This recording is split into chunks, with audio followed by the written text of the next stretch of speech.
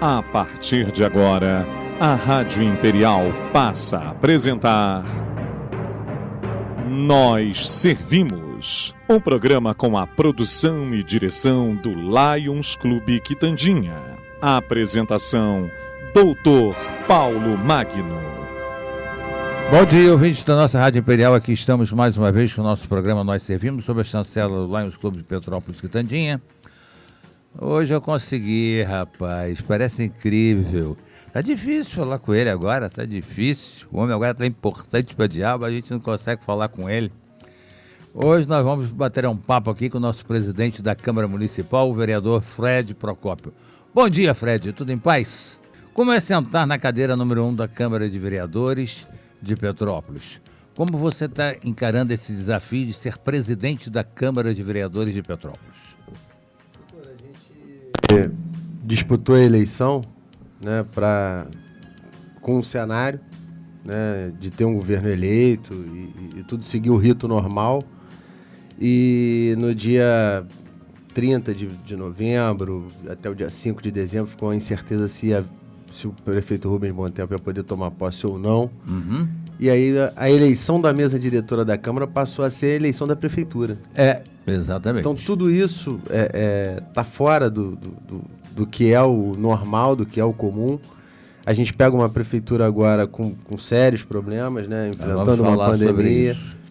Enfrentando uma pandemia. E a Câmara tem uma função completamente diferente do que ela tinha anteriormente. Porque antes ela fiscalizava e fazia leis. Uhum. Hoje ela é co-administradora da prefeitura junto com o prefeito, que é um vereador como nós. Uhum. Então é quase que um formato de parlamentarismo, né? Sim. Hoje, até os vereadores mais opositores, mais aguerridos, como por exemplo o Marcelo Lessa, o próprio Domingos Protetor, hoje quando eles recebem uma demanda, eles vão até o problema, identificam o problema, vão até o secretário responsável para alinhar uma solução e já vem para o plenário com aquilo ali amarrado. Uhum. Né? Então não sobe no plenário para reclamar, sobe no plenário para narrar um fato, dizer que foi solucionado para poder acalmar as outras pessoas que estão passando pela mesma situação. Então o desafio de presidir a Câmara nesse momento é conseguir fazer com que todos eles entendam, né, o papel diferente que a gente vai exercer, mostrar isso para a sociedade de forma transparente, né? As pessoas entenderem que não é que a Câmara não tem a oposição. A Câmara não tem condições de não ajudar plenamente o governo que está colocado lá, porque é um governo eleito por nós mesmos. Uhum. Né? Então, a nossa função está muito alterada do original. Mas está sendo bom, é gratificante, é sempre um desafio, não é uma coisa simples. A pandemia está dando, assim, como é que eu vou dizer, a expressão mais simples possível. Está dando uma aula para a gente todo dia de como decidir, o que fazer, como fazer. Às vezes a forma de fazer é tão importante quanto a decisão de fazer ou não.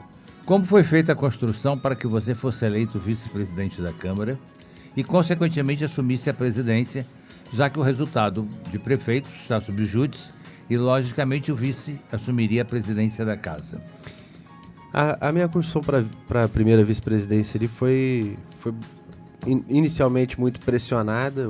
Havia dois grupos, né? O deputado Hugo Leal tinha uma intenção muito forte de que a Gilda fosse a primeira vice-presidente, para que houvesse uma composição e tal, para que não tivesse duas chapas.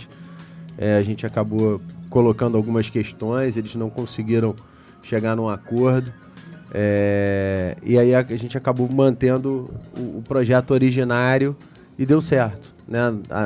Nas últimas 24 horas para a eleição foi resolvida, né? Então foi faltando, a gente chegou para o dia 1º sem saber quem ia ser o prefeito e quem seria o presidente da Câmara.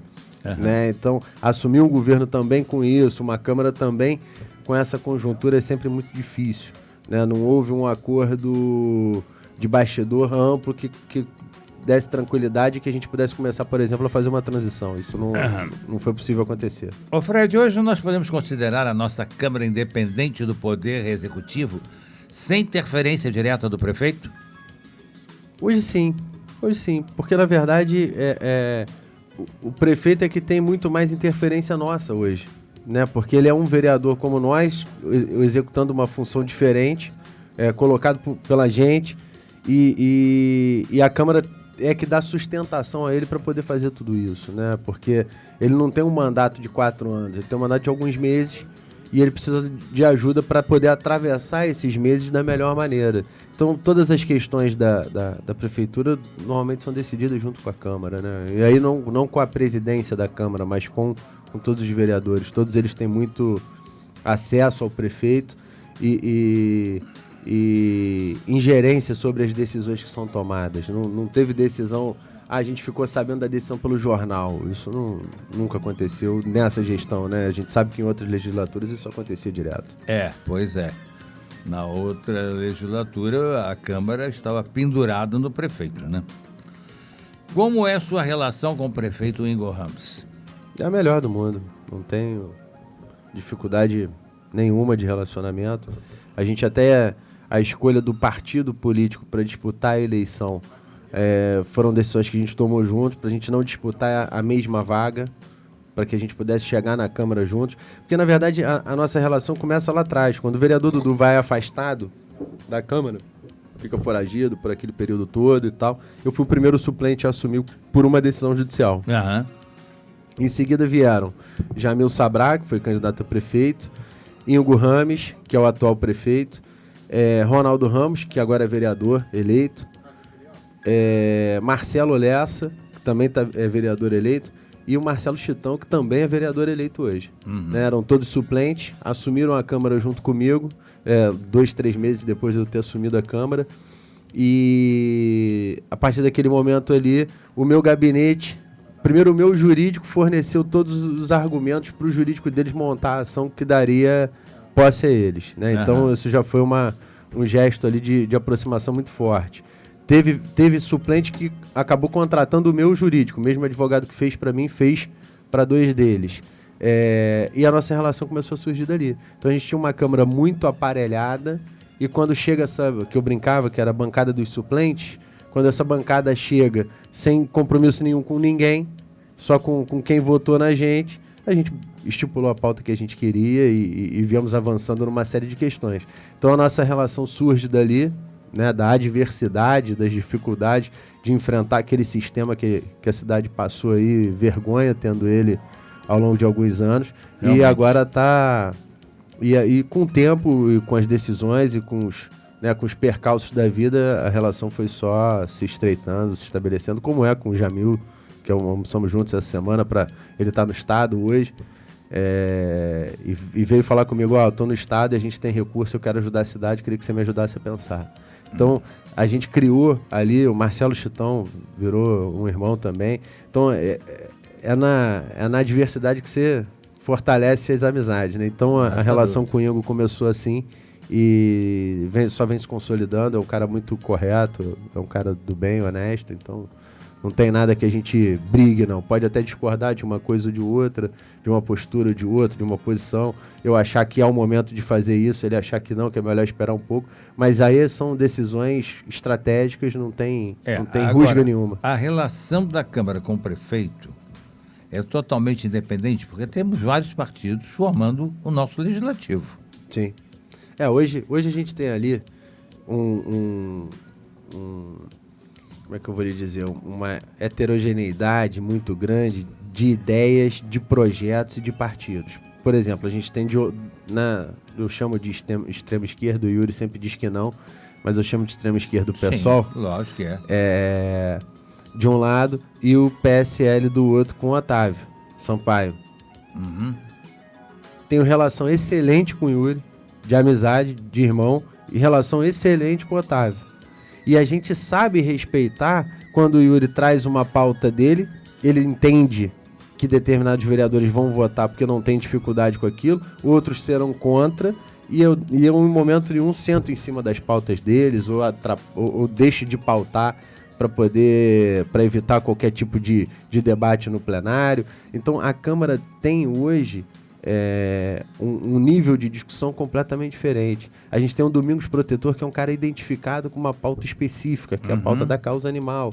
Aí você tem ali o Eduardo do blog, que é um cara de mídia, né, um jornalista, um cara de mídia, que tem ali uma pauta que é dele.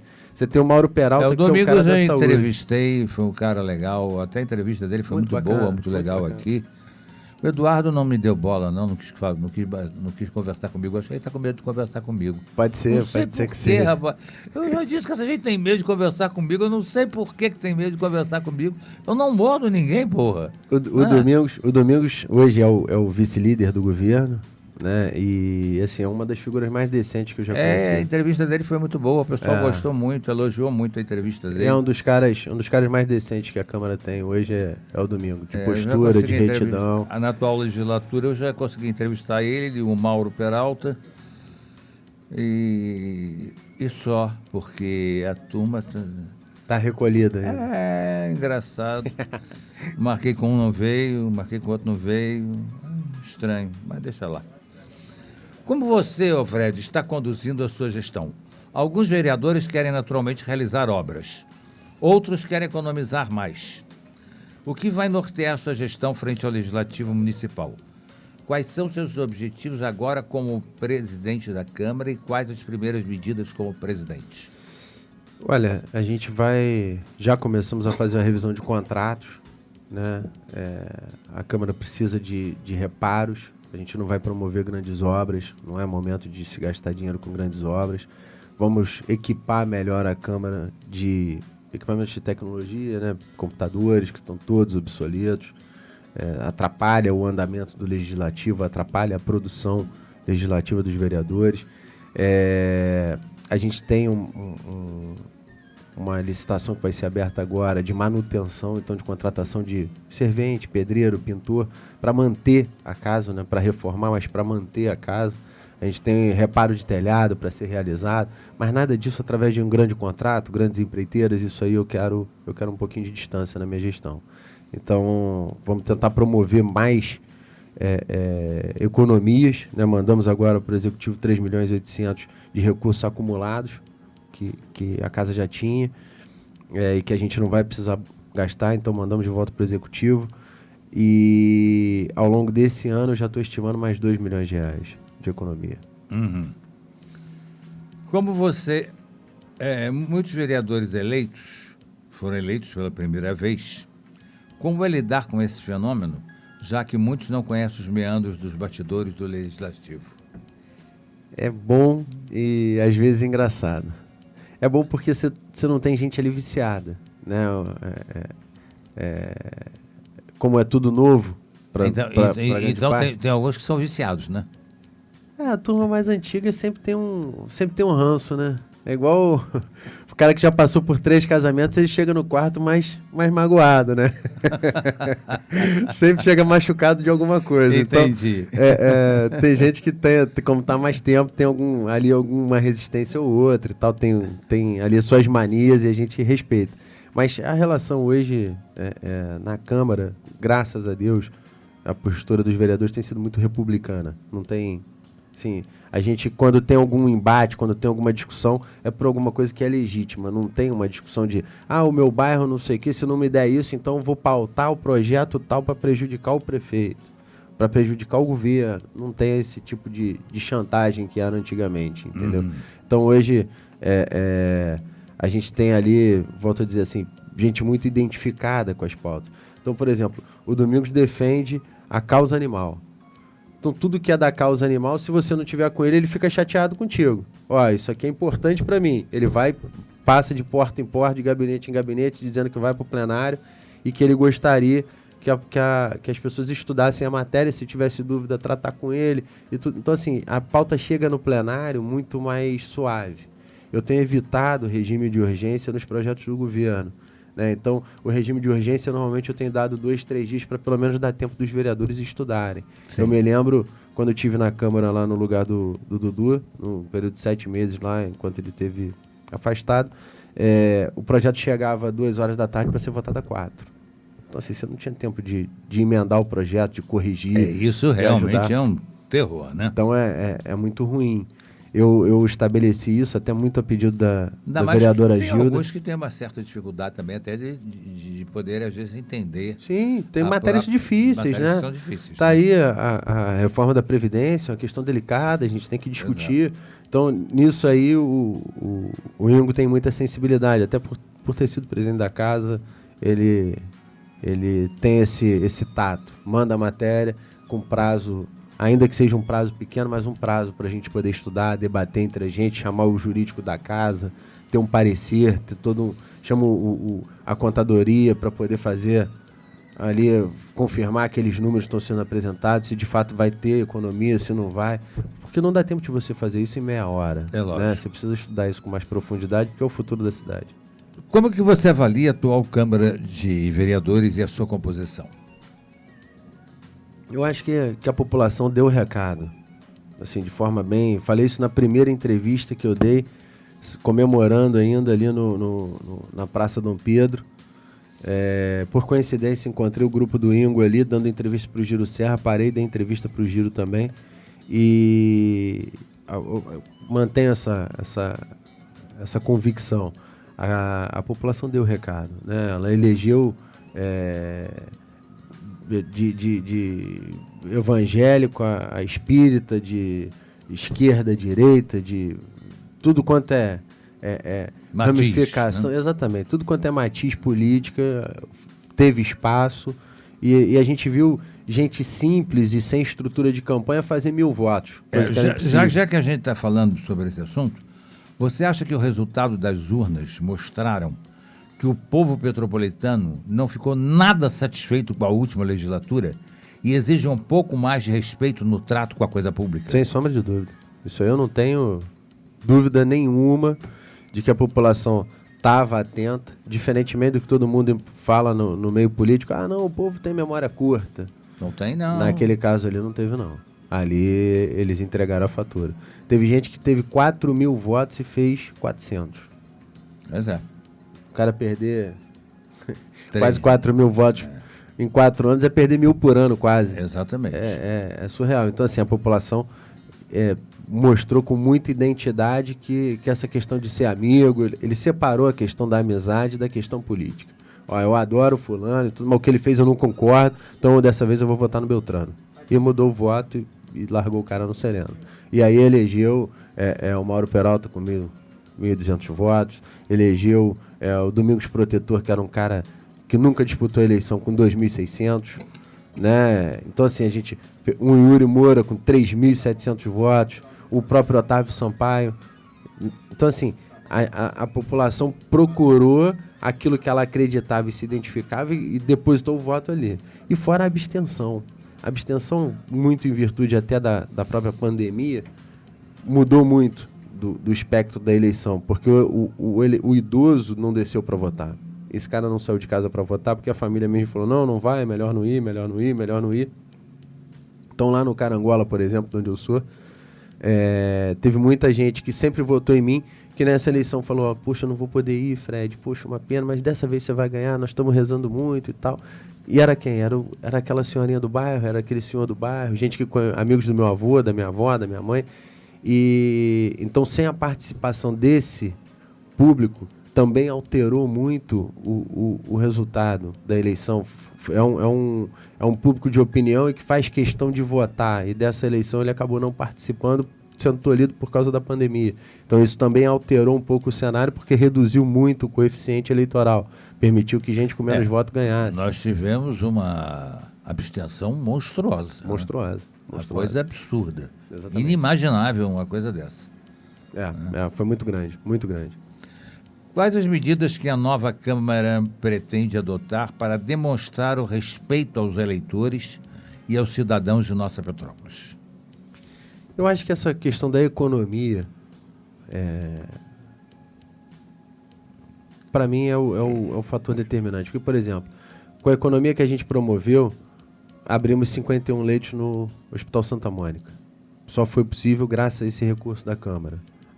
Eu fui até o Rio, junto com o Ingo e os diretores do hospital, tinham acabado de arrendar lá aquele pedaço do hospital, foram na vigilância sanitária, a vigilância regateou um pouquinho, a gente pressionou, porque ou era abrir o hospital ou ver gente morrer por falta de leito. Porque isso ia acabar acontecendo, estava crescendo muito o número, antes ainda do fechamento. Então, do fechamento da cidade. Então, quando a gente tomou essa decisão, quando fez conta, o Ingo virou e falou assim, meu irmão, essa conta não vai fechar no final do ano. Eu falei, não, a gente tem recurso lá e a gente vai cobrir. Então, sentamos agora novamente, vamos botar mais 2.200.000 na saúde, que a gente mandou. Vai 200 mil para segurança pública, para o centro de comando e controle. Em câmeras de segurança, cancela eletrônica aqui para Coronel Veiga, para os dias de enchente, é um projeto da Defesa Civil.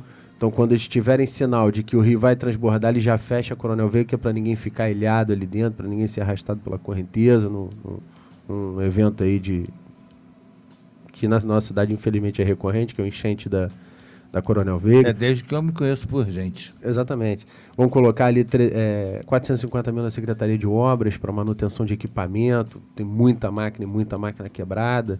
Então, manutenção de equipamento e compra de insumo básico.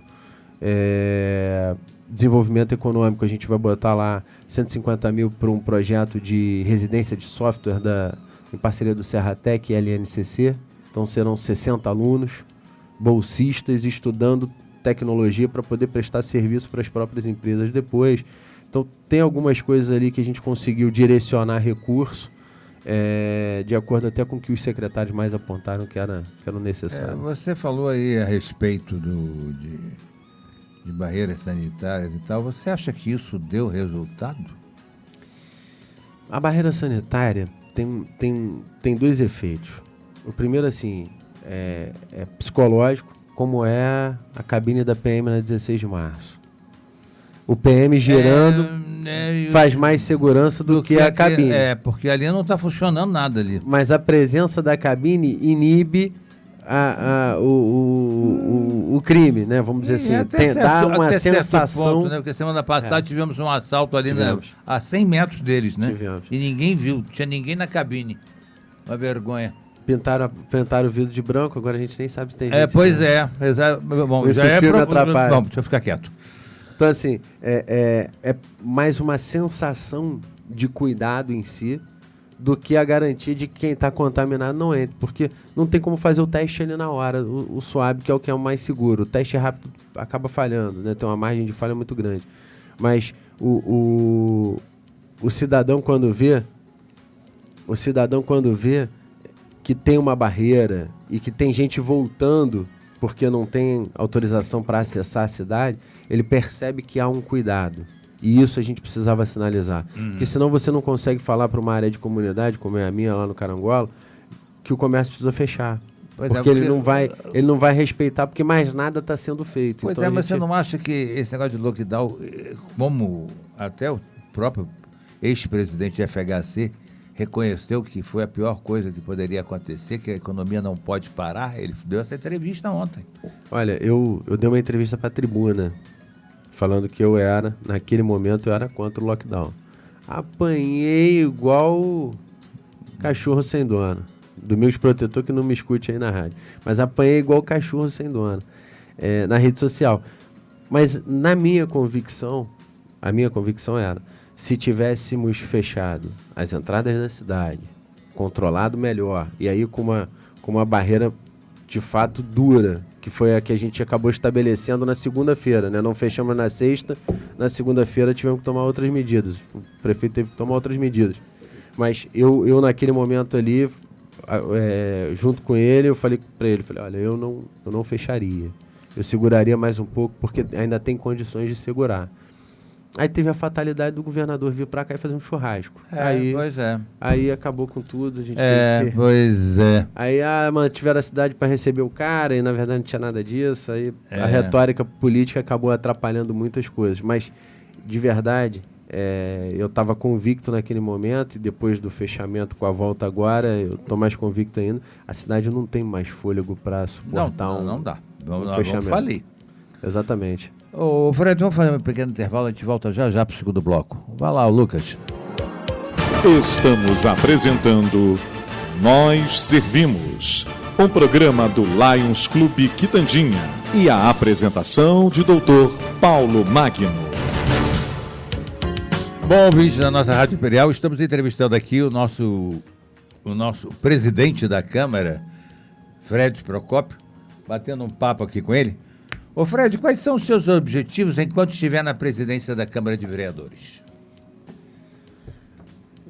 Doutora, a ideia ali é tocar o legislativo de forma pacífica, né?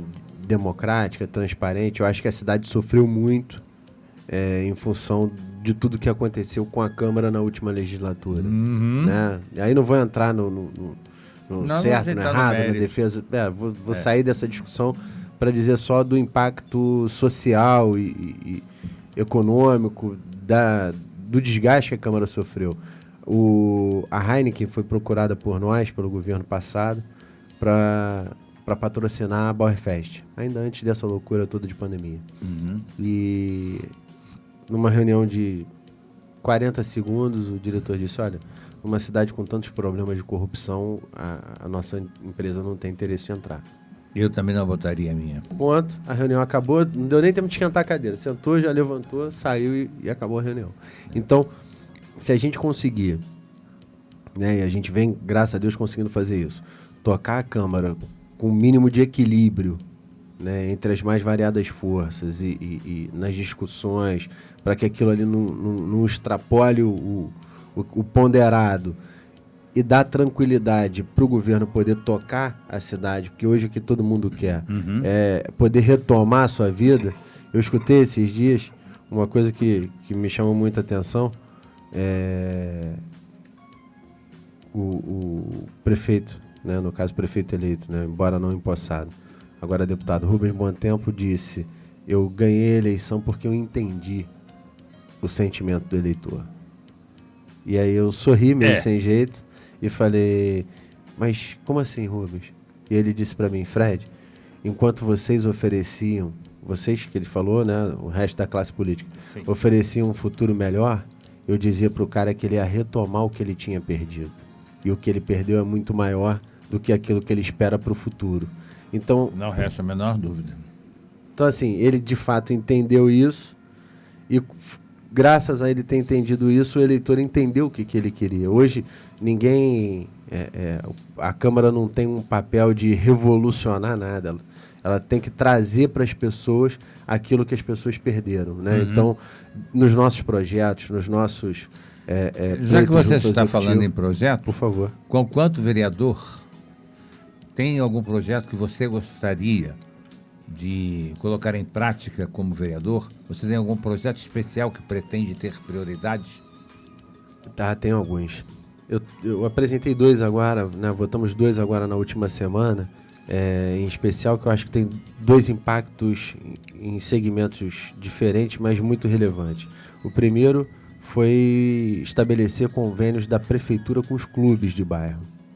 Qual é a grande dificuldade hoje? A gente não consegue promover esporte, cultura e lazer com segurança, porque a gente não tem aparelhos públicos suficientes para promover isso e nem um protocolo que garanta que não vai haver infecção, né? Porque por falta de controle, né? Você não tem como fazer numa praça alguma coisa 100% controlada, né? Você tem um fluxo natural de pessoas ali que atrapalha esse controle.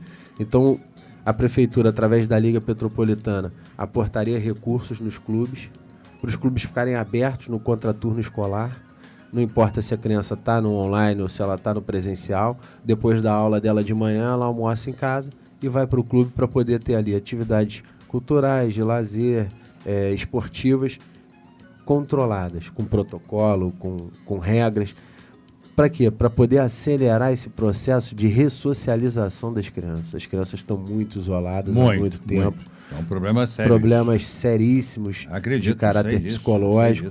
Né? Recebi a Márcia Loureiro no meu gabinete, que é do GAAP, e ela falando da dificuldade das crianças com autismo, né? Do quanto que regrediram na sua evolução em função né? No seu tratamento em função desse isolamento social. Então esse é um projeto de impacto sociocultural, vamos dizer assim, né? Porque vai ter cultura, tem esporte, tem entretenimento, tudo ali dentro de um espaço controlado para os jovens, que também pode atender os idosos, também é um outro segmento que está muito machucado em função dessa pandemia. E de outro lado, apresentei agora e também foi aprovado e acolhido, bem acolhido pelo governo também, a ideia de trazer para a Rua Tereza um polo gastronômico. A gente precisa dar... Esse foi um projeto que não saiu da minha cabeça, isso conversando com uma série de pessoas dos mais variados segmentos. Fred, não te interrompendo, te interrompendo. Eu vi isso no governo passado, não polo gastronômico, mas que iam fazer e acontecer na Rua Tereza e não sei o que iam transformar, inclusive, a fábrica Dona Isabel no estacionamento, que ia ser o centro administrativo da prefeitura. Eu vi tanta coisa no governo passado e não vi nada. Absolutamente nada. Aconteceu absolutamente nada. Eu vou falar aqui, então, aproveitar que você falou da Dona Isabel, ela é um... Porque isso é outra tristeza. Aquele prédio lá abandonado. Acho um desperdício. Enfim, mas tudo bem. Mas vamos lá. Voltando aqui pro polo gastronômico, depois eu vou falar do IPTU progressivo. Então, o que acontece? Ali eu apresentei esse projeto, levei isso para o prefeito agora, depois de aprovado, conversei com o secretário de Desenvolvimento Econômico, e é plenamente viável.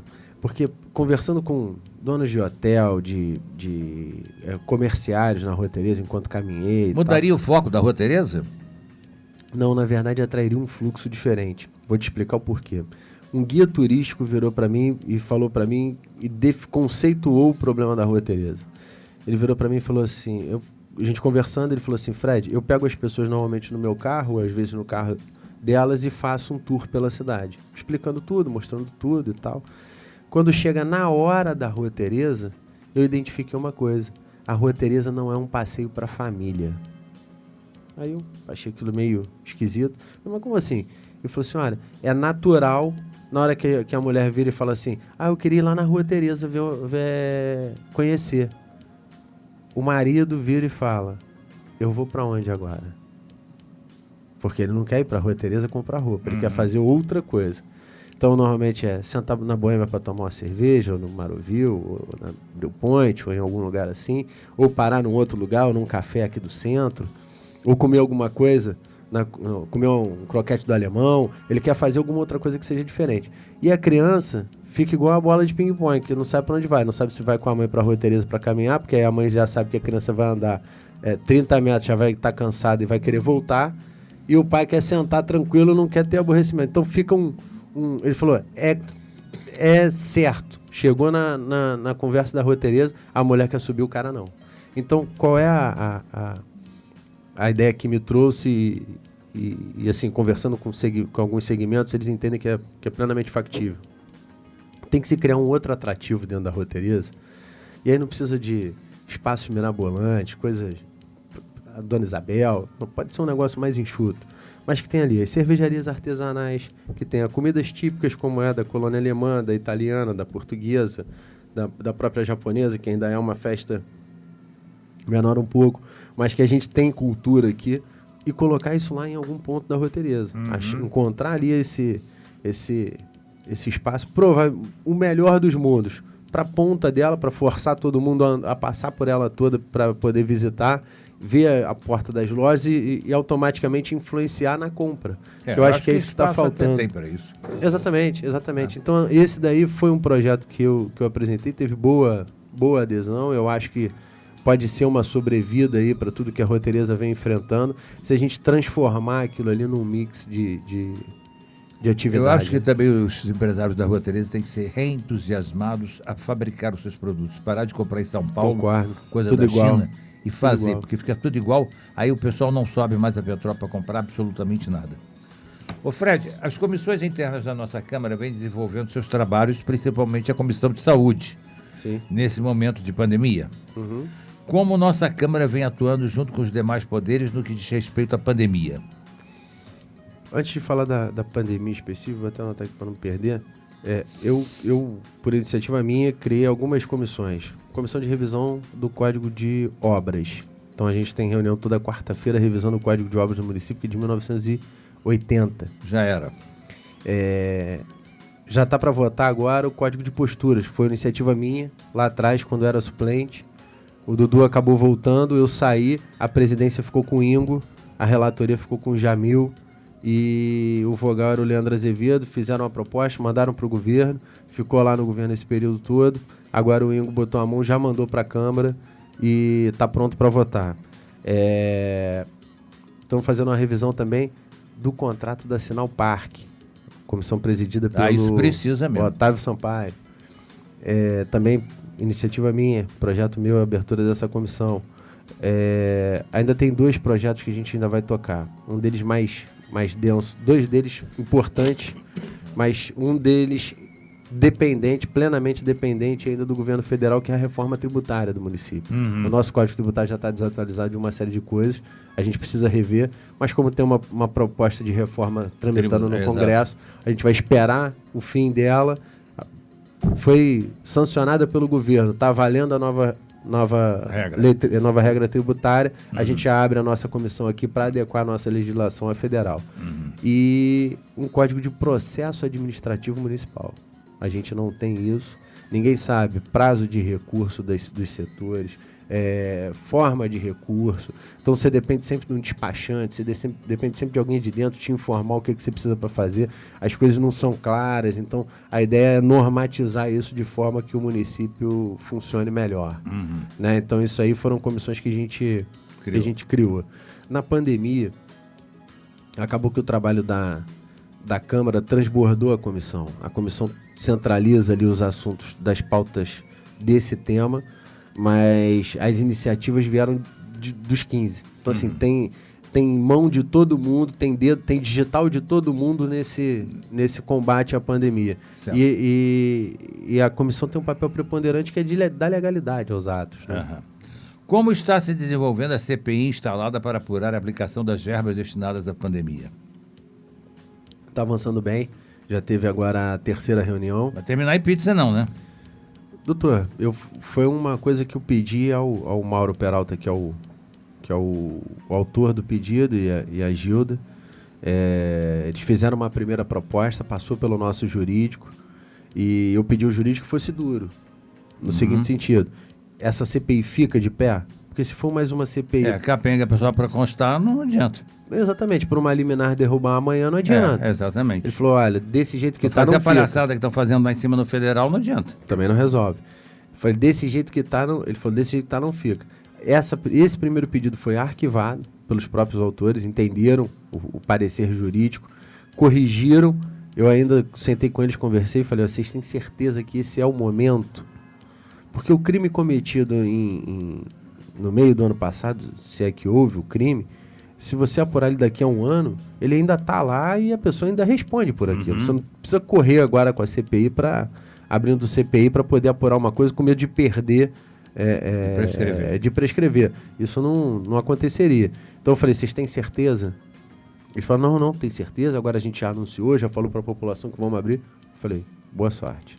Então ali, eu como presidente da casa, orientei aquilo que eu achava que era o melhor caminho para eles. Eles entenderam que não, que o momento era agora, ok. Então eles estão tocando plena autonomia, eu não ponho a mão na CPI, eu nem participo da reunião, a comissão é que está tocando tudo isso lá. Ô Fred, quanto ao endividamento do município, que já sabemos todos que do último governo deixou uma considerável dívida, 1 bilhão e cacetada, o que o Legislativo tem feito para ajudar o Executivo a contornar essa situação e principalmente não deixar faltar o salário dos servidores ativos e inativos em falta? Doutor, eu pontuei isso muito no início com cada um dos vereadores, até como bem o senhor falou no início, tem muitos vereadores novos, né? Então eu falei, olha, procurem os deputados dos partidos de vocês para botar dinheiro aqui, porque se não botar dinheiro não fecha a conta, não tem jeito, a pandemia ainda está aí e tal. Então, por exemplo, o Vinícius Fará, que foi prefeito de 3 dias, é deputado federal, é um grande amigo, na saúde já chegou perto de 10 milhões. Então isso ajuda, não resolve. Nós temos 1,1 bilhão de dívida. 1 bilhão. É um absurdo. Isso é um absurdo. Eu não sei que Petrópolis chegou a esse ponto. Então, assim, a gente precisa de mais ajuda externa e precisamos fazer um dever de casa muito duro, mas necessário. Cortar. cortar na carne. Não tem jeito. Tem muita coisa que até por ser um governo interino foi mais fácil, né? A gente não tem uma máquina inchada, porque ele não tinha compromisso com ninguém. Então, chega prefeito sem ter aquele monte de penduricado, aquele monte de aperto de mão na rua, dizendo, não, se eu for prefeito eu vou te dar um cargo, vou te dar um cargo, vou te dar um cargo, vou te dar um cargo. Isso nós vamos conversar Isso daqui a pouco. Deu uma enxugada. Isso eu vou te perguntar daqui a pouco. Tá bom, então não vou nem antecipar. Quando a Câmara vai examinar o processo de contas da administração Bom Tempo, que está parada há não sei quanto tempo lá? Já está examinando, a de 2015 está pronta já para votar, já teve ampla defesa, contraditório. A de 2016 foi usada como moeda política, então o processo sofreu dentro da Câmara um rito diverso do rito ordinário. Eu pedi um parecer jurídico essa semana agora na passada. Qual é o trâmite que o processo precisa seguir para ser corrigido? Porque hoje a conta vai ser votada e como o relatório da comissão vem antes da defesa do acusado, tem grande chance de ganhar isso na justiça. Então, para evitar isso aí, o jurídico está emitindo um parecer. Nosso artigo, salvo engano, é o artigo 29, que fala da ampla defesa do contraditório e explica um pouco do rito, de como isso aí vai tramitar. É um artigo de redação conturbada. Talvez a gente faça uma mudança no artigo para clarear ali o rito para poder pautar isso com mais segurança. Mas tá pronto, não tem muito o que inventar, não. Quanto à transparência dos trabalhos desenvolvidos pelo Legislativo, a população está tendo acesso? Sim. A gente vai melhorar isso, doutor, pelo seguinte. Hoje a gente tem uma empresa de informática, a gente gasta aproximadamente R$18 mil por mês de manutenção de sistema e site e tudo. A mesa diretora formulou um projeto, eu, Yuri, Júnior Coruja, que é um excelente parceiro, e o Júnior Paixão lá de secretário, fomos um projeto e vamos aderir ao sistema do Senado, o Interlegis. É uma plataforma gratuita, né, uma plataforma aberta, manutenção dela muito mais barato. Então, além de economizar aí pelo menos uns R$15 mil por mês, a gente ainda adere ao sistema mais transparente que hoje o país tem, que é o processo legislativo do Senado, né? Você consegue acompanhar passo a passo, relatório a relatório, parecer a parecer. A política hoje vive um período de descrédito no país. E você é um jovem na política. Você tem noção da responsabilidade e que é referência para os mais jovens? Isso é gostoso, mas é um fardo, né? Porque você tem ali eu tô com 35, faço 36 agora em setembro, e quando a gente olha para tudo que a nossa história mostra, e principalmente a história recente, a preocupação é sempre de tentar demonstrar para a população que talvez a gente até erre, mas sem dolo.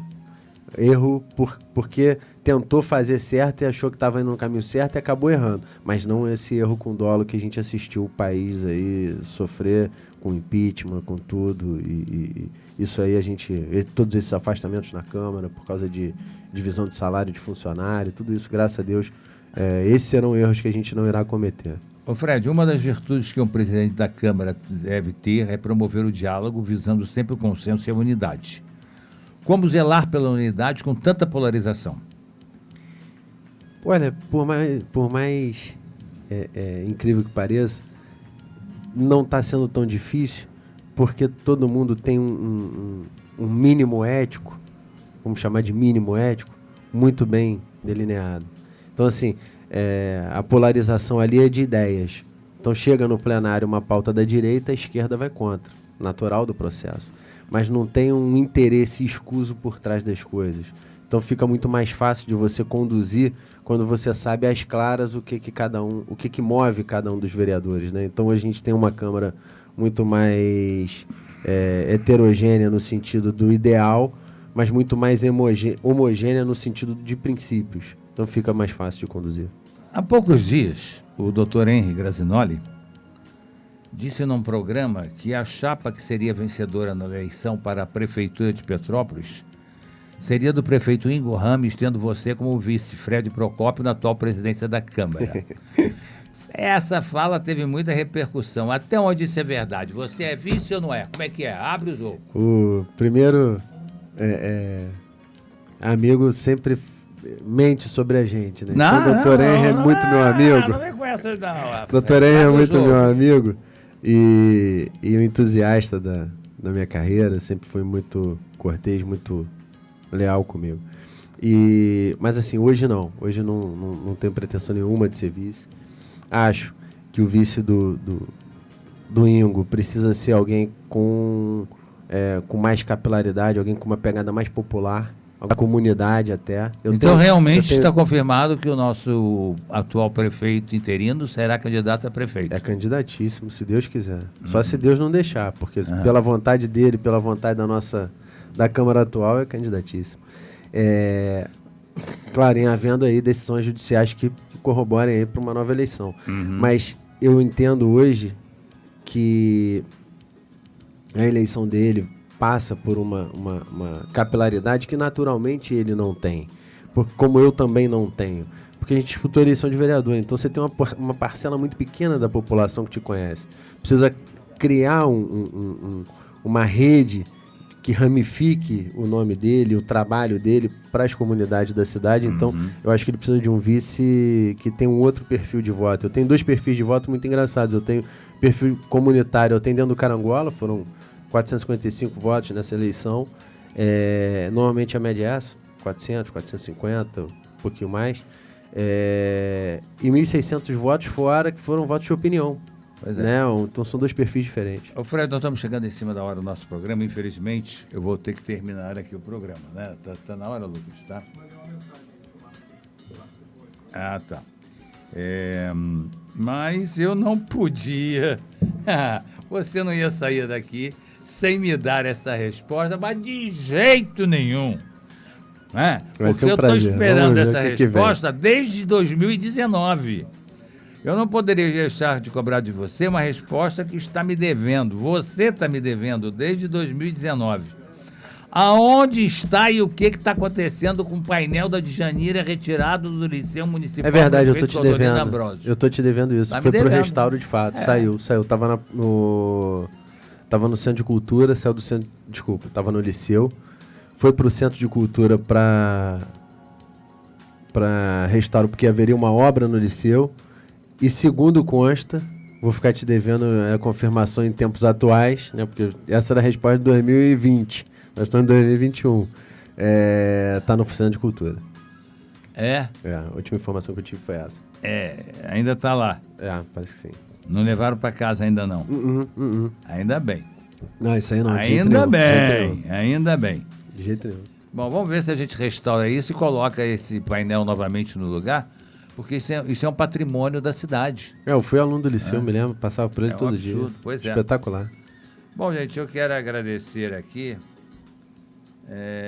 mas eu não posso deixar aqui, de fazer uma perguntinha rapidinha aqui. Bom dia, o recado ao Dr. Paulo e ao entrevistado. A Rua Tereza não tem lojas masculinas, não tem um bar ou um restaurante de qualidade, além de ser desagradável andar lá, vendedores de tudo que se pode imaginar, em carrocinhas de baixa qualidade e higiene, sem banheiros públicos, um monte de gente te abordando para te recomendar locais para comer de baixa qualidade. Assim não dá para ser atrativo. Concordo 100%. A gente precisa de ordenamento urbano na Rua Tereza, né? O próprio estacionamento é confuso. Muito confuso. Gera transtorno para o turista, para o munícipe, para todo mundo.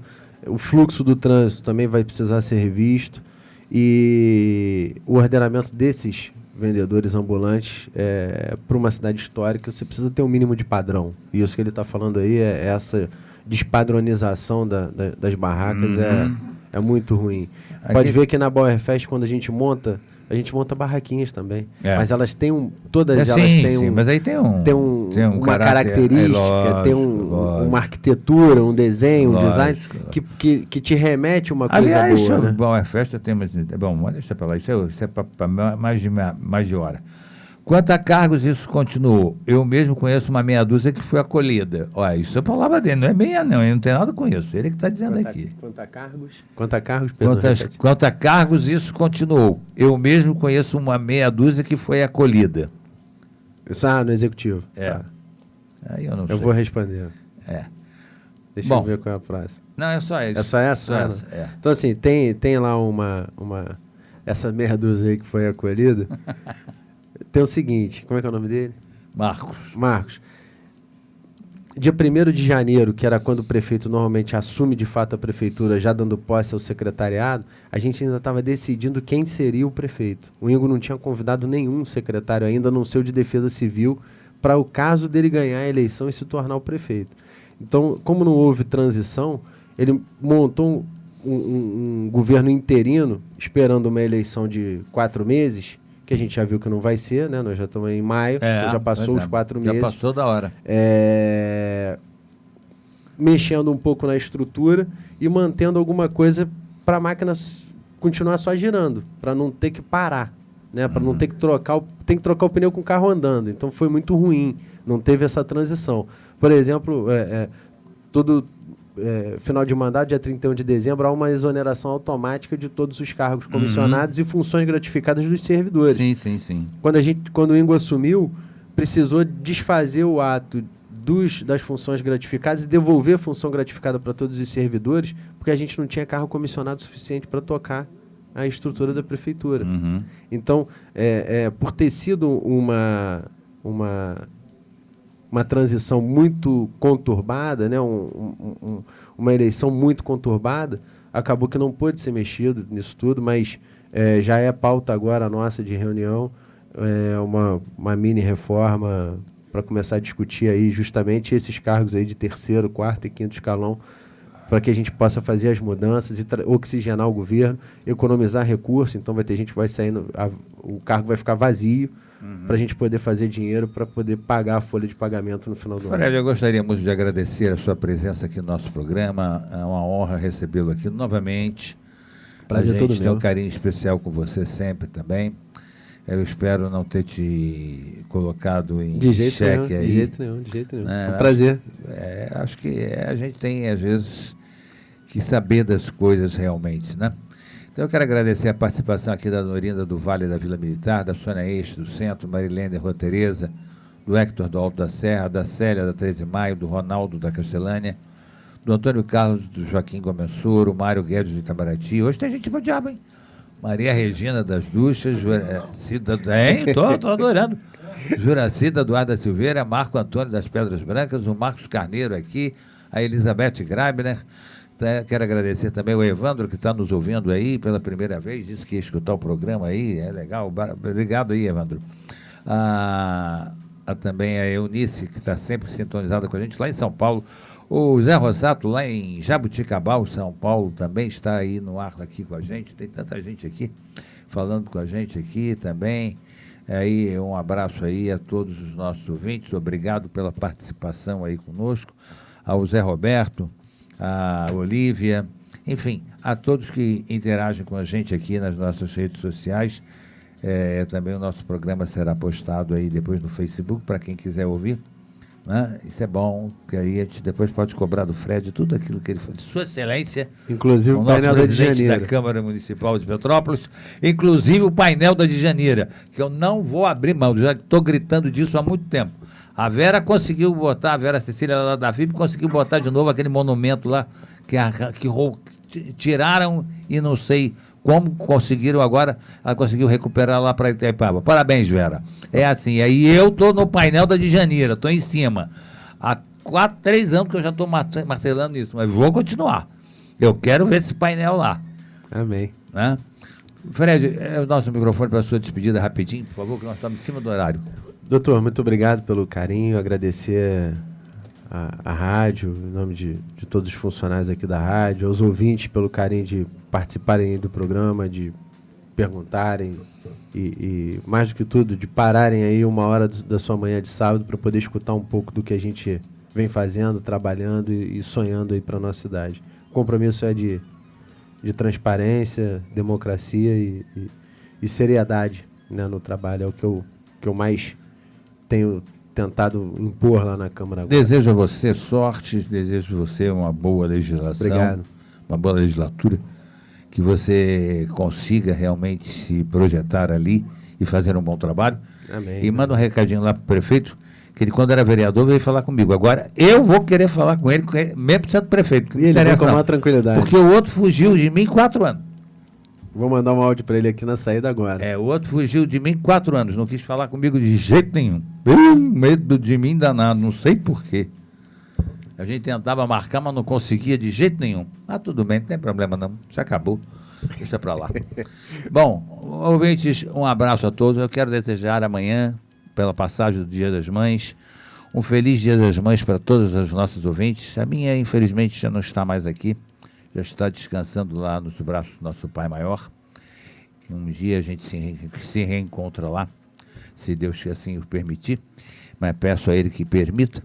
E então eu quero desejar a todas as mães um feliz Dia das Mães, um Dia das Mães com saúde, com prosperidade, junto aos seus filhos, ou aqueles que já não mais os têm, que façam uma oração por eles, para que eles elevem o pensamento a Deus, pedindo que eles evoluam no plano espiritual, e enfim, aqueles que ainda não têm a mãe, que façam o mesmo que eu vou fazer, porque eu acho que é a única coisa que nos resta.